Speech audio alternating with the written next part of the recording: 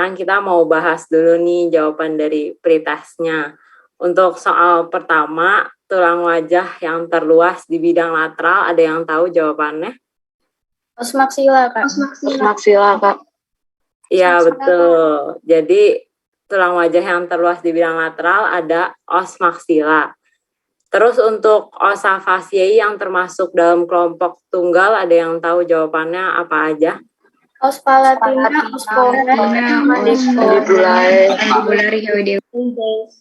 mandibula. Oke, benar, betul. Jadi osa faciae yang termasuk dalam kelompok tunggal ada os palatina, os vomer, os mandibula, dan os hyoideus. Nanti untuk bentuknya kayak apa bakal kita lihat di PPT selanjutnya. Untuk soal nomor 3, tajuk besar yang menjadi pertautan otot bibir apa? tuber faciale bukan, Kak? Nggak tahu, Kak. Faciale. Tuber Faciale. Iya, yang benar jawabannya tuber faciale. Jadi di buku itu ditulis tuber faciale itu menjadi tempat pertautannya otot bibir. Terus nih nomor 4, gampang, harusnya semua udah pada tahu gigi khas pada anjing, apa namanya? Dentes karnasial. Iya, betul, dentes karnasial. Dan yang terakhir, tajuk khas pada os mandibula, khusus pada hewan anjing, ada yang tahu? Processus angularis. Iya, benar. Jawabannya processus angularis. Oke, aku sekarang lanjut ke PPT-nya. Jadi ini ada vocab-vocabnya, mungkin teman-teman yang mau screenshot bisa screenshot sekarang. Sama ini. Oke, jadi sekarang kita memasuki materi osa faciae. Jadi sebelumnya kita harus tahu dulu tulang-tulang penyusun osa faciae itu ada apa aja. Jadi osa faciae sendiri itu disusun oleh beberapa tulang. Yang pertama ada os nasal di sini, yang biru ini. Jadi os nasal ini adalah tulang yang membentuk atap dari kafum nasi. Terus di ventral dari os nasal kita bisa menemukan tulang juga di sini yang disebut os premaxilla atau juga bisa disebut os incisivum. Jadi os incisivum ini adalah tulang yang paling kranial pada daerah wajah. Lalu di kaudal dari os incisivum kita bisa melihat os lakrimal di sini. Jadi os lakrimal ini adalah tulang yang membentuk dinding anterior dari kafum orbita. Namanya os lakrimal. Terus di ventral dari os lakrimal kita bisa melihat os zygomaticus yang ini. Jadi dia pembentuk lantai dari kafum orbita. Lalu di kranial dari os zygomaticus kita bisa melihat tulang yang menyusun osa faciale yang paling besar yang tadi ada di pretest, os maksila di sini. Nah, kalau kita potong kepala ini secara longitudinal, kita bisa melihat tampak medialnya di sini. Dan kalau kita lihat tampak medialnya, kita bisa melihat yang pertama itu ada os turbinatum atau os conchae yang ini, dia yang membentuk kafum nasi. Dan kita juga bisa melihat os pterygoideus yang ini. Terus di gambar yang kanan ini adalah os mandibula atau tulang rahang bawah yang kita akan pelajari juga hari ini. Nah, sekarang kita melihat kepala itu dari ventral. Jadi ini tampak ventral.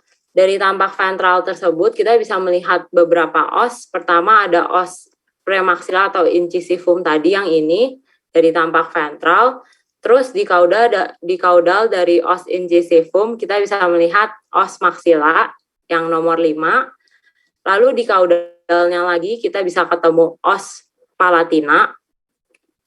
Terus di kaudalnya lagi kita bisa melihat os pterygoideus yang tadi kalau dari lateral tampaknya lancip, kalau dari ventral itu tampaknya jadi tipis gini. Terus os pterygoideus ini dia menjadi dinding dari lubang koana. Dan kalau kita lihat dari lubang koana, kita bisa melihat os vomer yang ditandai nomor 10 ini. Os vomer ini adalah os yang tipis dan dia letaknya itu di bagian paling kaudal dari kafum nasi. Lalu sekarang kita lihat os premaksila atau kepala itu dari sisi kranial. Jadi ini kita berhadap-hadapan dengan kepala hewan tersebut. Jadi kayak seperti tadi kita bisa lihat os yang paling dorsal di sini yaitu os nasal yang menjadi di atap dari kafum nasi. Terus kita juga bisa melihat bentukan gerbang udara yang bisa disebut apertura. Jadi dia gerbang lewatnya udara yang disebut apertura, namanya apertura nasi cranialis. Jadi apertura nasi cranialis ini ada dua, yang kiri dan kanan, dan antara apertura nasi cranialis ini dia disekati oleh sebuah sekat yang disebut septum nasi yang letaknya nanti di sini. Terus kalau kita lihat os nasal dari lateral, kita bisa melihat bentukan irisan yang terbentuk antara os nasal, os maksila, dan juga os lakrimal. Jadi irisan yang pertama itu ada yang ditandai warna merah di sini. Jadi irisan ini disebut incisura nasolacrimalis karena incisura itu artinya irisan, naso ini merujuk ke os nasal, dan lakrimal merujuk ke os lakrimal. Jadi dia irisan yang di antara os nasal dan os lakrimal. Makanya disebutnya incisura nasolacrimalis. Begitu pula untuk incisura lainnya, cara penamaannya juga sama. Jadi yang hijau ini karena dia di antara os nasal dan os maksila, namanya menjadi incisura nasomaxillaris. Terus yang kuning ini karena dia di antara os lakrimal dan os maksila, dia namanya jadi incisura lacrimomaxillaris. Nah, berikutnya sekarang kita akan melihat bentukan-bentukan yang ada di os maksila. Jadi ini ada tampak lateral dari kepala hewan sapi. Jadi di sini kita bisa lihat di maksilanya itu terdapat peninggian yang disebut tuber fasciae. Tuber fasciae ini adalah bentukan khusus di milik ruminansia yang tadi juga udah ada di pretest. Nah, kalau di kuda dia nggak ada tuber fasciae, tapi dia akan membentuk tepian tajam yang disebut crista facialis. Terus di kuda juga dia ada bentukan lain, yaitu yang ditandai dengan bintang di sini yang disebut tuber maksila. Jadi kalau tadi di sapi ada tuber fasciae, di kuda ada crista facialis dan tuber maksila. Terus kalau kita lihat di kranial dari tuber fasciae, kita bisa melihat bentukan lubang. Jadi lubang ini namanya foramen infraorbitale. Jadi kalau di minggu lalu kita udah ketemu foramen supraorbitale, yaitu lubang yang letaknya di atas cavum orbit. Sekarang kita bisa lihat lubang yang berada di bawah dari cavum orbita yang disebut foramen infraorbitale. Dan dia ini akan menjadi tempat lewatnya arteri nervus infraorbitalis. Terus di os maksila ini kita juga bisa melihat tepi. Jadi di os maksila ini ada tepi-tepinya, dan tepi ini ada yang punya gigi. Yang tepi yang ada giginya itu disebut margo alveolaris, sedangkan tepi yang tidak ada giginya disebut margo interalveolaris. Jadi yang ini margo interalveolaris, yang ini yang margo alveolaris. Terus sekarang kita lihat lagi dari tampak ventralnya. Jadi tadi kalau dari tampak ventral di os maksila ini kita juga bisa menemukan bentuk taju. Jadi di os maksila ada taju ini mengarah ke os palatina, tapi dia tajunya milik os maksila. Jadi namanya processus palatinus ossis maxilla. Processus itu taju, dia mengarah ke os palatina, jadi namanya processus palatinus, tapi dia milik os maksila, jadi namanya ossis maxilla. Terus di os palatina kita juga bisa melihat bentukan sepasang lubang yang disebut foramen palatinus maius, dan semakin ke kaudal dari os palatina kita juga bisa melihat bentukan legok, sepasang bentukan legok yang cukup besar yang disebut fossa pterygopalatina. Dan di fossa pterygopalatina ini kita bisa ketemu lubang yang disebut foramen sphenopalatina, dan foramen sphenopalatina ini nanti akan membentuk kanalis yang bersambung dengan kanalis kanalis infraorbitale. Jadi dia berhubung sama foramen infraorbitale. Nah, kalau untuk anjing dia ada bentukan yang berbeda. Jadi kalau tadi di sapi itu maksilanya ada tuber fasciae, kalau di kuda ada crista facialis dan tuber maxilla. Kalau di anjing dia ada yang namanya fossa caninus. Jadi fossa caninus ini letaknya di kranial dari foramen infraorbitalnya yang ini. Dia adalah bentukan legok juga, tapi khusus di hewan anjing. Nah, berikutnya kita melihat os incisivum dari tampak kranial. Jadi pada os incisivum tampak kranial kita juga bisa melihat bentukan taju-taju. Yang pertama itu ada taju yang ditandai dengan garis biru ini. Jadi taju ini adalah taju yang mengarah ke os palatina, tapi dia tajunya milik os incisivum. Jadi namanya processus palatinus ossis incisivum. Sedangkan yang taju yang ditandai dengan warna pink ini, dia adalah taju yang mengarah ke os nasal, tapi dia milik os incisivum. Jadi disebutnya processus nasalis ossis incisivum. Terus kalau kita lihat lagi di os premaxilla ini juga kita bisa ketemu robekan yang cukup besar. Jadi robekan ini disebut fissura palatina yang ditandai dengan lingkaran kuning ini. Terus bedanya kalau di hewan kuda itu fissura palatinanya sangat tipis. Jadi ini adalah tampak ventral dari os palatina dan os maxilla dan os incisivum milik kuda, dan kita bisa lihat kalau fissura palatinanya itu sangat tipis dibandingkan dengan yang punya sapi. Terus sekarang kita melihat ke daerah cavum orbitanya atau rongga mata.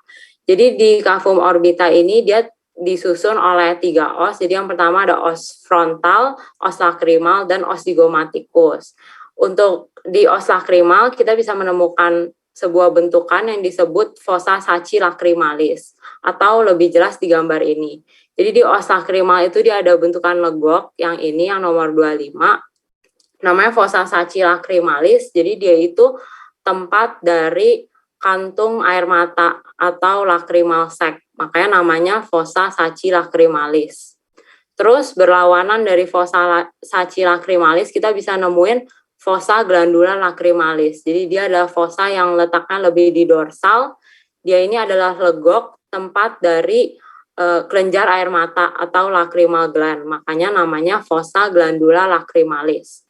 Terus di ventral dari cavum orbita ini kita bisa menemukan bentukan gelembung dari os zygomaticus yang disebut bulla lacrimalis yang ini. Nah, sekarang kita lihat bagian lateral tapi rada belakang dari cavum orbita itu, kita bisa melihat bentukan yang namanya arcus zygomaticus. Jadi arcus zygomaticus ini adalah bentukan sudut yang dibentuk dari os zygomaticus. Dan pada arcus zygomaticus ini kita bisa menemukan beberapa taju.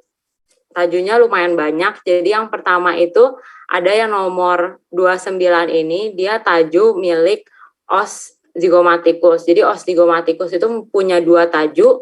Taju yang pertama mengarah ke os frontal, tapi dia punyanya os zygomaticus. Jadi namanya processus frontalis ossis zygomaticus. Terus taju yang kedua, dia mengarah ke os temporal, tapi dia punyanya os zygomaticus. Jadi namanya processus temporalis ossis zygomaticus. Terus lawan dari taju ini juga ada, jadi dia taju yang mengarah ke os zygomaticus, tapi dia milik os temporal. Jadi namanya processus zygomaticus ossis temporalis. Dan yang satunya lagi itu ada taju yang mengarah ke os zygomaticus juga, tapi dia milik os frontalis. Jadi namanya processus zygomaticus ossis frontalis. Nah, sekarang kita pindah ke os pterygoideusnya. Jadi ini adalah os pterygoideus. Dia itu membentuk bentukan seperti sayap, sehingga bentukannya itu disebut alae pterygoideus. Alae itu artinya bentukan seperti sayap. Jadi di os pterygoideus ini pada tepinya dia juga membentuk sebuah taju yang disebut processus pterygoideus, dan pada puncak dari os pterygoideus itu kita bisa ketemu suatu bentukan seperti kait yang disebut hamulus pterygoideus yang nomor 34 ini. Nah, sekarang kita mau lihat bedanya osigomatikus kuda, sapi, dan anjing. Jadi kalau tadi di sapi itu dia punya total 4 taju atau 4 prosesus, pada kuda dan anjing dia hanya mempunyai 3 prosesus. Jadi yang berkembang itu ada prosesus zygomaticus osis frontalis, prosesus temporalis osis zygomaticus, sama prosesus zygomaticus osis temporalis yang ini. Nah, kalau di anjing, prosesus zygomaticus osis frontalisnya ini tidak berkembang. Jadi dia tidak nyambung ke osigomatikusnya dan bentukan ini nantinya akan diganti dengan ligamen. Jadi di kuda sama anjing ini prosesus yang tidak berkembang itu adalah prosesus frontalis osis zygomaticus. Nah, berikutnya kita lihat ke kafum nasinya. Jadi ini tampak medial dari kafum nasi, kita bisa melihat osturbinatum. Jadi osturbinatum ini dia akan membentuk bentukan koane dan ada total 3 koane. Yang pertama itu konke, 3 konke. Yang pertama itu ada konke yang letaknya paling dorsal, yaitu konke nasalis dorsalis. Terus di bawah dari konke nasalis dorsalis kita ketemu konke yang letaknya di medial atau di tengah-tengah, yaitu konke nasalis medialis. Lalu untuk konke yang terakhir kita ketemu konke yang letaknya paling ventral yang disebut konke nasalis ventralis. Lalu antara konke-konke ini dan tulang-tulang yang mengitarinya dia akan membentuk liang-liang atau meatus. Jadi ada 3 meatus yang bisa dilihat di sini. Yang pertama itu ada meatus nasi dorsalis yang ditandai dengan warna pink ini. Jadi dia adalah liang yang terbentuk di antara konke nasalis dorsalis dengan os nasal. Jadi dia yang paling dorsal, meatus nasi dorsalis. Lalu di ventralnya dari itu kita menemukan meatus nasi medialis. Jadi dia adalah liang yang terbentuk di antara konke nasalis dorsalis dengan konke nasalis medialis dan di antara konke nasalis medialis dengan konke nasalis ventralis. Namanya meatus nasi medialis. Lalu yang paling ventral lagi kita ketemu meatus nasi ventralis yang terbentuk di antara konke nasalis ventralis dengan os maxilla. Nah, berikutnya kita melihat bagian tulang rahang bawah atau os mandibula. Jadi ini adalah, di sini kita melihat ada 3 os mandibula dari berbeda-beda hewan. Jadi yang kecil ini adalah os mandibula milik hewan anjing, yang besar ini milik hewan kuda, dan yang di sini di gambar yang paling kiri bawah ini adalah milik hewan sapi. Jadi ini adalah tampak os mandibula dari sisi lateral. Taunya dari mana? Jadi os mandibula itu kan hanya 1 os, tapi dia ada 2 bagian gitu, kayak membentuk segitiga. Nah, untuk mendapat 1 bagian dari os mandibula ini, dia harus dipotong pada bagian yang nyambungnya itu. Jadi kalau misalnya di sini kita bisa melihat ada bentukan potongan, itu artinya dia dari tampak medial, tapi kalau kita tidak melihat ada bentukan potongan, itu artinya tampak lateral. Nanti untuk bentukan potongannya itu seperti apa akan ada di slide berikutnya. Selain itu kita juga bisa melihat dari foramen yang ada di tampak lateral yang berbeda dengan foramen yang ada di tampak medialnya. Jadi untuk di os mandibula, dia ada beberapa bentukan di sini. Yang pertama itu ada tepian yang tadi sama kayak ada di os maxilla. Jadi tepian yang ada giginya itu disebut margo alveolaris dan tepian yang tidak ada giginya itu disebut margo interalveolaris. Terus kita juga bisa melihat bentukan kondilus di sini yang disebut kondilus mandibularis. Nah, kondilus mandibularis ini dia adalah bentukan yang nantinya akan melekat pada os temporal, khususnya di bentukan fascias articularis. Kalau kalian ingat dari pertemuan sebelumnya, itu ada yang bentukan yang namanya fascias articularis, dan dia akan berartikulasio dengan os mandibula di kondilus mandibularis ini. Terus di kranial dari condylus mandibularis kita bisa menemukan sebuah tajuk yang disebut processus coronoideus.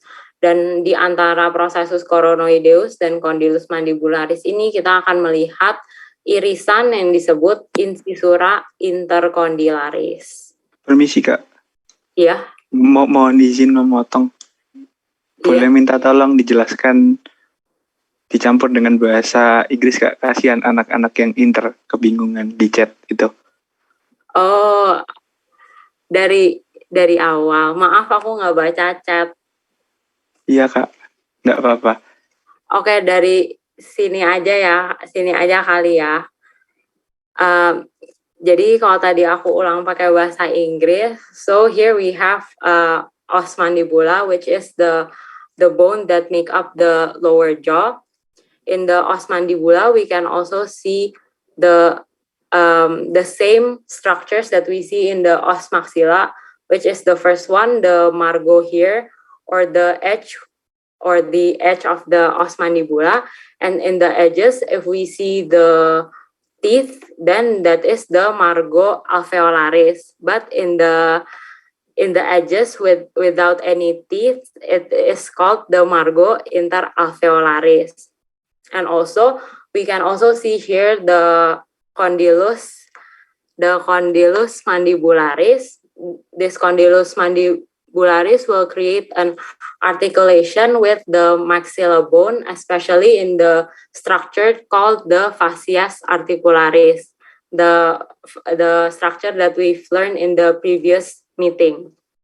And in the cranial of the condylus mandibularis, we can see another processus or a projection of the bone, which is called the processus coronoideus. And between the processus coronoideus and the condylus mandibularis, we can see a structure called the incisura intercondylaris. And also, I would like to mention also that there is 3 mandibular bone from different animals here. The small one is the mandibula of dog. The biggest one is the mandibula of horse, and in the left corner, this is the mandibula of cow. And this mandibula is the view from the lateral side of the mandibula. Oke, sekarang aku lanjutin bahasa Indonesia untuk ngelanjutin penjelasan aku berikutnya. Jadi di os mandibula ini kita juga bisa melihat bentukan fossa, sebuah legok besar yang disebut fossa masseterica. Jadi fossa masseterica ini tampak di lateral dari mandibula dan ini menjadi tempat dari musculus masseter atau otot pengunyah. So in the lateral side of the mandibula, we can also see a big dent right here called the fossa masseterica. This fossa masseterica is the place where we can find the masseter muscle, which is the muscle to chew food. Dan pada ujung kaudal dari os mandibula, kita bisa melihat bentukan sudut yang ini yang disebut angulus mandibularis. And in the caudal of the mandibula, we can see an angle right here, which we call the angulus mandibularis. Dan khususnya pada hewan anjing, pada angulus mandibularisnya ini dia membentuk bentukan khusus yaitu processus angularis. So specifically in dogs, the angulus mandibularis will create a special structure called the processus angularis. Oke, aku lanjutin ya ke slide berikutnya. Sekarang kita melihat os mandibula dari tampak medial. And now we will see the mandibular os from the medial view. Jadi yang tadi aku jelasin cara membedain tampak medial sama lateral itu salah satunya dengan melihat ada bentukan potongan. Jadi ini adalah bentukan potongan. Jadi kalau os mandibula itu dipotong, berarti yang ada bentukan potongannya itu menunjukkan tampak medial dan yang nggak ada itu adalah tampak lateral. Jadi ini adalah bentuk potongannya itu. So because the mandibula is only one bone, and if we want to get one part of the mandibula, we need to cut in the place where the bone is joined. So when we see the medial side of the mandibula, we see the residue of the cut. So this is the structure that was cut by the blade, and from this structure we know that this is from the medial view. Nah, untuk os mandibula ini kita bisa melihat beberapa bentukan. Yang pertama ada fossa pterygoidea. Fossa pterygoidea ini adalah bentukan legok besar pada medial dari mandibula yang menjadi tempat otot pterygoideus, yang juga adalah otot yang membantu untuk mengunyah. Jadi kalau tadi di lateral ada fossa masseterica, di medial ada fossa pterygoidea. So in the medial view, we can also see another a big dense structure called the fossa pterygoidea. This is where we can find the pterygoid muscle. Selain itu, di dekat dari fossa pterygoidea ini kita juga bisa menemukan sebuah lubang di sini yang disebut dengan foramen mandibularis. So here we can also see another foramen called the foramen mandibularis, and this foramen will continue and will end in the foramen mentale that we see in the lateral side. Jadi foramen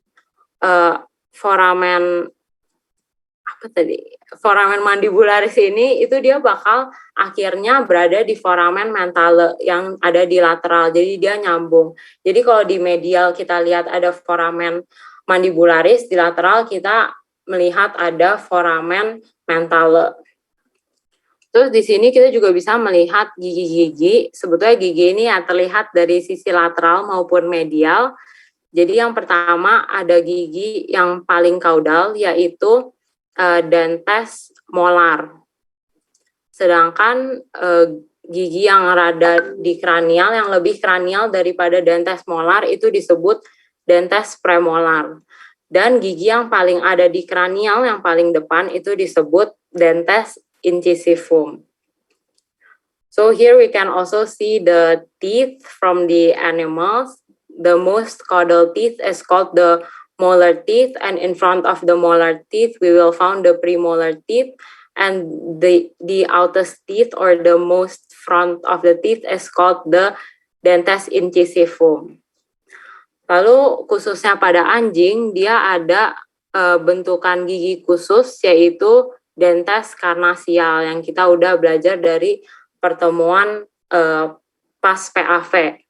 So specifically in dogs, we can find this teeth called the dentes karnasial. Selain itu, kita juga bisa melihat di mandibula kuda itu ada bentukan seperti legok kecil yang disebut fossa vasorum facialium yang ini. Jadi fossa vasorum facialium ini adalah bentukan legok yang terjadi karena lewatnya arteri facialis. So in the mandibula of horses, we can see a small dent right here called the fossa vasorum facialium. The fossa vasorum facialium is the place where the facial artery passes through and creating a dent called the fossa vasorum facialium.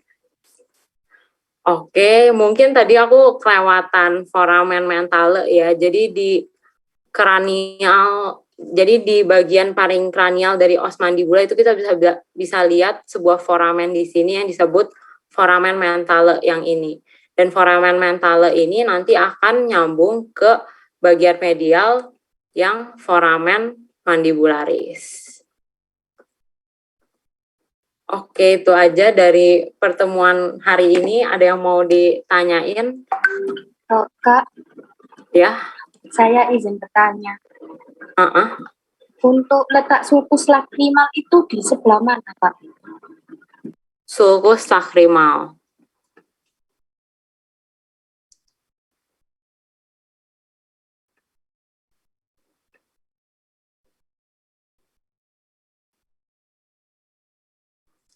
sulcus lacrimal, kalau misalnya aku nggak salah ingat, dia itu ditemuin di lanjutan dari fossa saci lacrimalis ini. Jadi fossa saci lacrimalis ini ada legokan, tapi dia habis itu ada kanalis gitu.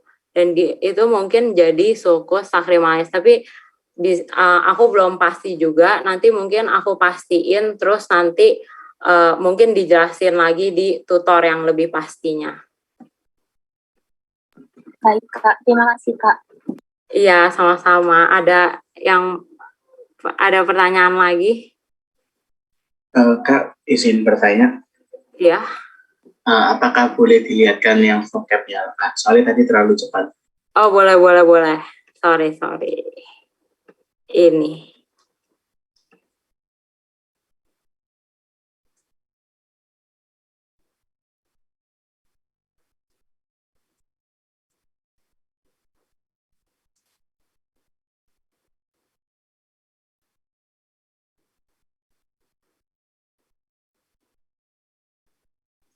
Izin saya screenshot ya, Kak. Oh ya, ada satu lagi ini.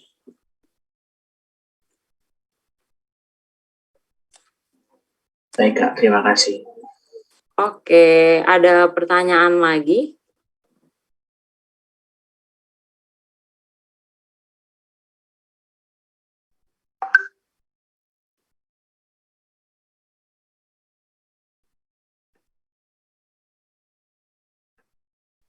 Ada pertanyaan lagi? Kalau enggak, mungkin aku mau nanya-nanya. Boleh ya? Oh, ini deh. Jadi tadi gimana cara, mana? Bentar.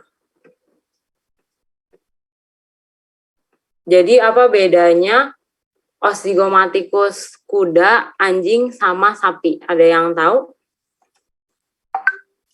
Izin jawab, Kak. Ya, boleh. Untuk Ozygomaticus di sapi itu ada 2 yang berkembang. Kemudian untuk yang di kuda ada 3 dan di anjing juga ada 3. Iya, betul. Tapi yang di anjing gimana? Kan dia beda juga sama yang kuda. Iya, Kak. Untuk yang di anjing dia tidak memiliki prosesus frontalis Ozygomaticus. Oke, benar ya. Jadi, tapi mungkin aku ada revisi dikit dari jawabannya. Jadi, jawabannya udah benar banget. Tapi di anjing itu dia, tadi kamu bilangnya prosesus frontalis Ozygomaticus ya? Iya. Oh iya, benar. Dia nggak punya itu. Dia nggak punya prosesus Zygomaticus osis frontalis. Tapi kuda juga nggak punya prosesus Zygomaticus osis frontalis. Cuman bedanya itu kalau di anjing, dia prosesus Zygomaticus osis frontalisnya ada, tapi berkembangnya nggak baik, jadi cuma ada sedikit. Sedangkan kalau di kuda, dia malahan berkembangnya sangat baik sampai dia nyatu gitu. Begitu, mungkin aku revisi dikit jawabannya. Terus, kalau di os palatinanya, kalau di os incisivumnya, apa perbedaan dari os incisivum kuda sama sapi? Ada yang tahu?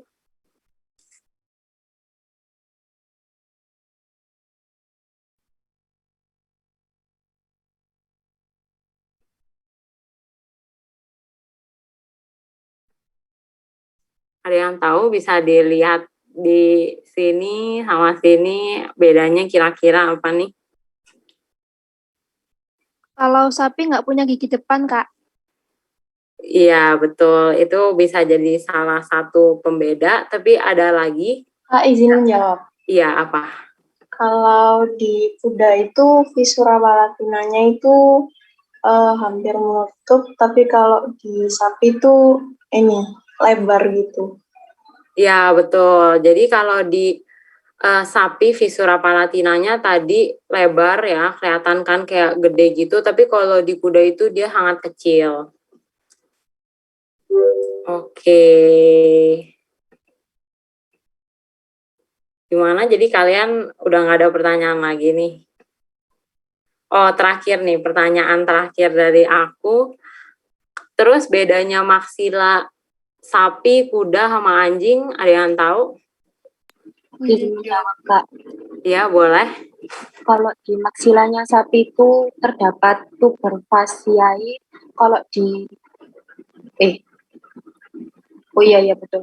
Kalau misalnya di kuda itu ada dua Hah? tuber maksila sama crista facialis. Kalau misalnya di anjing itu nggak ada tuber sama cristanya kalau nggak salah, Kak. Iya. Iya, benar. Jadi kalau di anjing dia nggak ada tuber sama kristanya, dia adanya legokan ya, namanya fossa caninus. Oke, udah benar. Apakah ada pertanyaan? Terakhir, panggilan terakhir? Nggak ada ya. Oke, mungkin kalau misalnya ada pertanyaan lebih lanjut atau ada yang dibingungin atau nanti yang tadi pertanyaan yang tadi aku jawabannya juga belum pasti, nanti akan disampaikan di tutor aja ya. Kita lebih perdalam di tutor. Oke, kalau begitu mungkin aku udah bisa mengakhiri praktikum pada hari ini. Terima kasih banyak untuk teman-teman yang sudah hadir pada praktikum hari ini dan juga udah menyimak dengan baik. Mungkin sebelum kita mengakhiri praktikum pada hari ini, alangkah baiknya kita berdoa terlebih dahulu. Berdoa menurut kepercayaan masing-masing, berdoa dimulai.